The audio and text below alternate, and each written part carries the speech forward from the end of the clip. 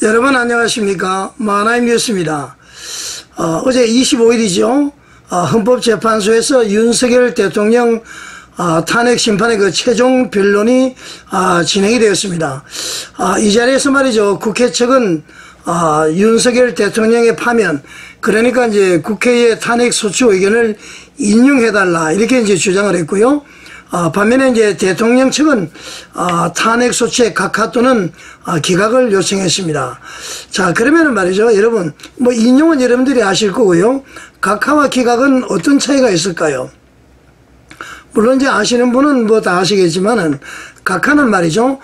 소송이나 이 청구가 형식적인 요건을 이제 갖추지 못했거나 또 부적법에 했을 때, 적법하지 아니했을 했을 때, 아예 이제 본안 심리 없이 돌려보내는 것을 이제 의미를 하죠. 그래서 각하, 그렇게 이야기를 합니다. 다시 말하면은 심사 자체를 하지 않겠다 해서 돌려보내버린다. 그런 것이죠. 기각은 뭐냐면은, 본안 심리를 한 후에 이제 판단해 봤지만은, 이유가 없다.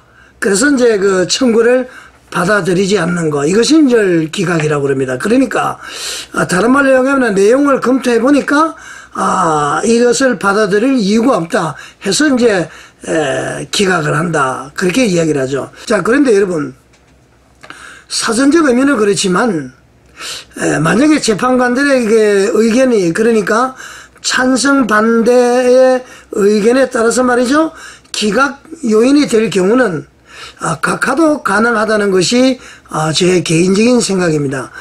다르게 이야기를 하면은 재판관들이 말이죠, 찬반 표시를 하지 않은 상태에서 합의에 의해서 정치적인 결단으로 각하할 수 있지 않나, 이제 할 수 있지 않나, 그런 생각을 저는 해봤습니다.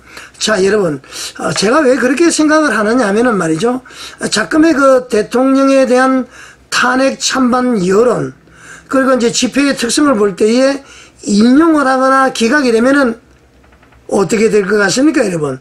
우리 대한민국은 말이죠, 걷잡을 수 없는 혼돈과 혼란 속에서 나락으로 떨어질 수밖에 없다. 저는 그렇게 이제 생각이 듭니다. 참으로 걱정이라 하지 않을 수 없죠. 자, 기각이 되면은 말이죠, 여러분, 어떻게 될까요? 이 땅에서 압력하고 있는 간첩이 15만 명이라고 그러잖아요? 그리고 북한의 김정은, 그리고 중국, 그리고 또 우리나라에 있는 간첩 말고 종북 주사파나 반국가 세력의 준동이 여러분들이 걱정이 되지 않습니까? 그리고 만약에 인용이 되어도, 대통령의 탄핵이 인용이 되어도 이는 마찬가지일 것 같다. 저는 그렇게 생각이 됩니다. 여러분, 생각만 해도 말이죠, 끔찍하지 않습니까, 여러분? 자, 여러분, 그래서 헌법재판소는 신의 한 수를 두어야 할 것으로 저는 생각을 합니다. 기각이나 또는 인용은 말이죠, 완성, 완패, 한쪽은 완성, 완패, 이렇게 될 수밖에 없는 것 아닙니까? 그러다 보면은 무조건 부작용이 있을 수밖에 없다. 저는 그렇게 생각이 됩니다. 그러나 말이죠, 만약에 각하가 된다면 이 난리통에서 책임질 사람들은 여야 가릴 것 없이 바로 국회밖에 없는 것 아닙니까? 국회만 책임지면 될 것입니다. 각하가 되면은. 기각이 되거나 인용이 되면은 너무 진영 논리에 말이죠, 상당히 걱정되지 않습니까? 그러나 각하가 되면은 책임질 사람들은 국회밖에 없다. 여야 가릴 것 없이 말이죠, 똑같은 책임이 있다는 것입니다, 여러분. 여러분, 그런 생각이 들지 않습니까? 제가 생각할 때 근본에 말이죠, 윤석열 대통령의 탄핵 소추에 대해서는 각하할 요건이 충분하다. 저는 그렇게 생각을 합니다.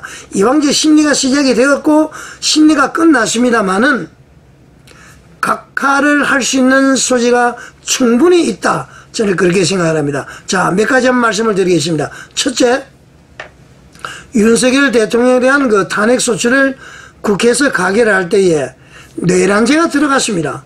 그런데 정작 헌법재판소에서는 내란죄를 싹 빼버렸습니다. 그러니까 처음 결의와 다르기 때문에 이것은 각하할 수가 있다. 저는 그렇게 생각을 하고요. 두 번째, 비상계엄은 말이죠, 여러분 잘 아시겠지만은 헌법 제76조의 대통령의 그 비상명령권과 마찬가지로 이 비상계엄은 헌법 77조에 있죠. 이거는 헌법 77조에 아예 명시된 대통령의 고유 권한입니다. 이것은 말이죠, 헌법 제65조에 명시된 국회의 그 탄핵 소추권과 같은 성격이 아닙니까, 여러분? 자, 여러분, 국회가 말이죠.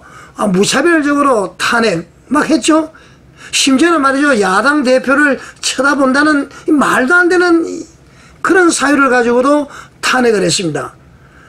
그리고 말이죠. 그 탄핵 소추가 기각이나 또는 각하가 되어도 말이죠. 도덕적으로 비난은 하고 받을 수 있을지언정 법적 체계가 없는 법적 책임이 없는 이유가 무엇인지 아시죠? 여러분, 바로 국회의 탄핵 소추권이 배타적이기 때문에 그렇습니다. 마찬가지로요. 대통령의 배타적 고유 권한이 바로 비상계엄 선포. 대통령의 그 배타적인 고유 권한인 이 비상계엄 선포 그 자체를 문제 삼는 것도 바로 불법이다. 저는 그렇게 생각합니다. 비상식적이다. 그런 것이죠. 국회 탄핵소추권을 말이죠. 문제 삼지 못하듯이. 자, 여러분. 복잡하죠? 자, 그렇지만은 대통령이 말이죠. 배타적 고유 권한, 비상계엄 선포가 배타적 고유 권한일지라도 헌법 77조 5항에 따라서 국회에서 해제 요구 결의가 있을 때는 즉각 해제를 해야 되고요. 만약 이때에 대통령의 비상계엄 선포가 대통령의 배타적 고유 권한이라 할지라도요.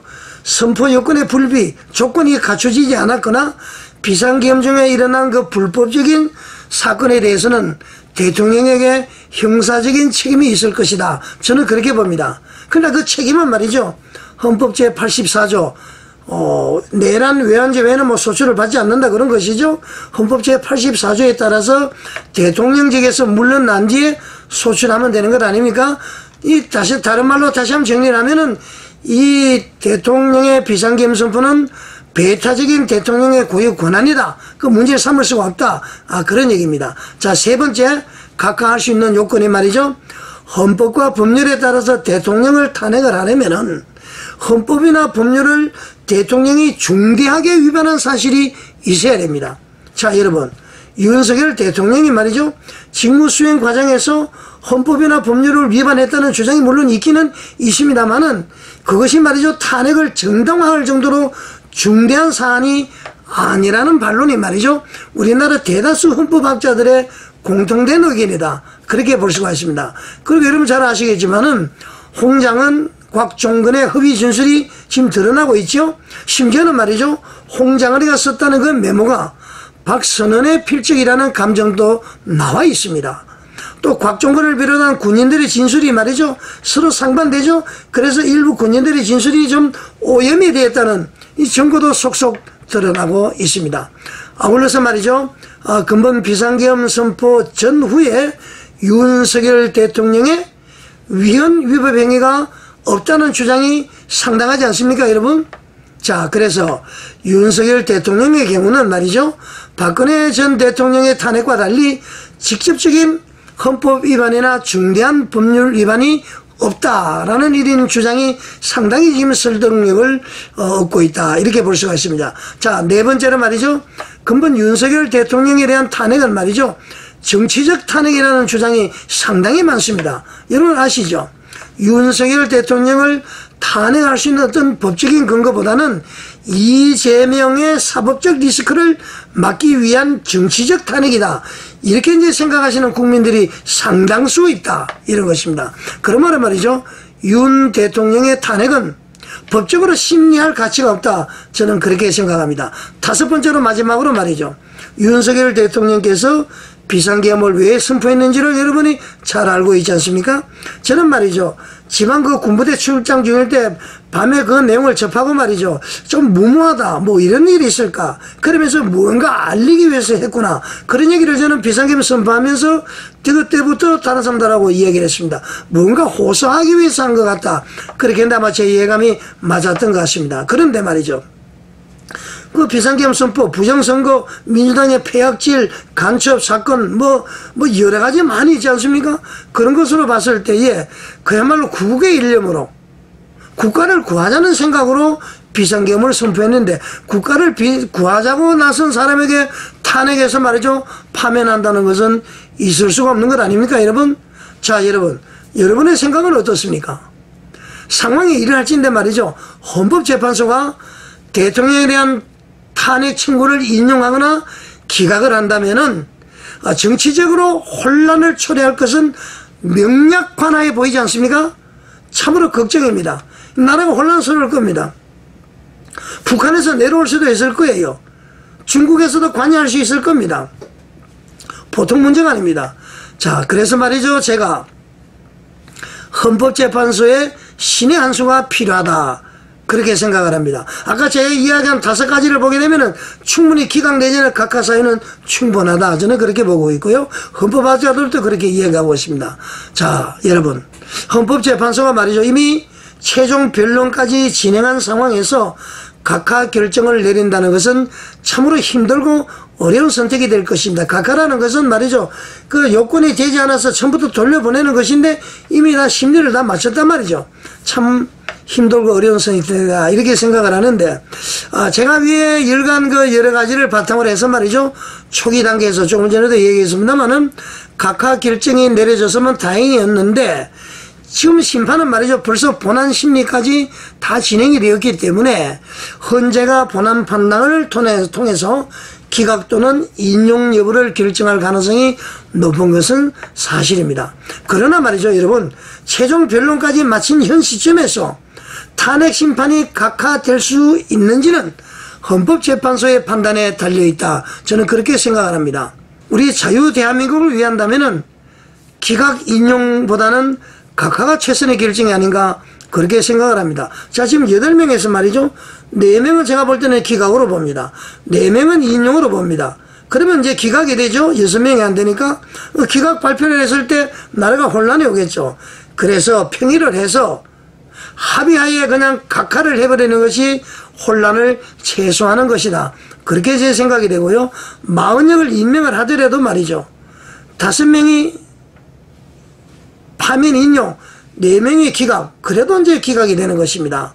그래서 그때 가서 또 그렇게 이제 서로 그 찬성 반대 숫자를 낼 것 없이 각하를 통해서 나라의 혼란을 줄이는 것이 옳지 않을까. 저는 그렇게 생각을 합니다. 저는 말이죠. 지금 제 소망이기도 합니다만은 저는 각하될 것이라고 확신을 하고 있습니다. 지금 이런 상황에서 말이죠. 기각이 되면은 혼란이 일어나겠죠. 간첩들, 좌파들 인용이 될 가능성은 거의 없다고 봅니다. 저는. 그래서 나라를 위해서 각하를 해야 된다. 저는 그렇게 확신을 가지고 있습니다. 자, 여러분은 어떻게 생각하십니까? 꼭 각하가 되도록 정치적으로 결정을 하도록 우리 하나님 믿는 사람은 예수님의 이름으로 하나님께 뜨겁게 간구하고요. 그의 종교를 가진 사람은 자기 마음속으로 빌 수 있는 사람에게 다 빌고, 오는 3월 1일 날 광화문에 나와서 1000만 명, 3000만 명이 나왔을 때에 헌법재판소가 각하 결정을 내리지 않을까, 혼란을 없애기 위해서. 저는 그렇게 생각합니다. 자, 여러분은 어떻게 생각하십니까? 시청해 주셔서 감사드립니다.